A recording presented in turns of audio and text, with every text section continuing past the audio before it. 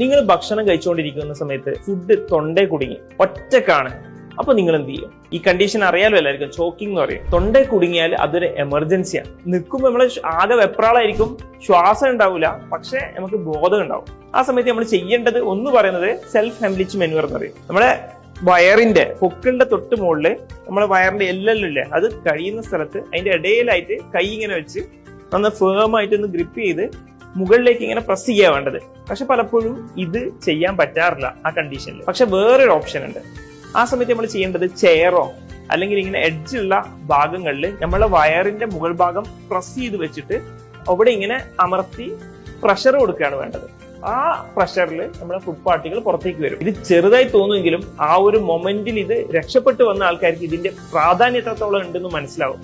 അപ്പൊ എല്ലാവരും ഇത് നിർബന്ധമായും പഠിച്ചു വെക്കേണ്ട ഒരു കാര്യമാണ്. അപ്പൊ നിങ്ങൾ ചിന്തിക്കും, ഈ ഒരു സമയത്ത് നമുക്ക് ഈ എഡ്ജുള്ള സാധനങ്ങൾ തപ്പി അല്ലെങ്കിൽ ചെയർ തപ്പി നടക്കുകയാണ് പറ്റുക.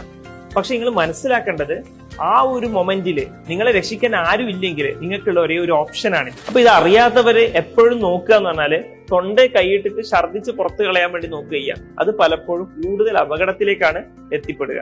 അതുകൊണ്ട് ഇത് മനസ്സിലാക്കി വെക്കുക.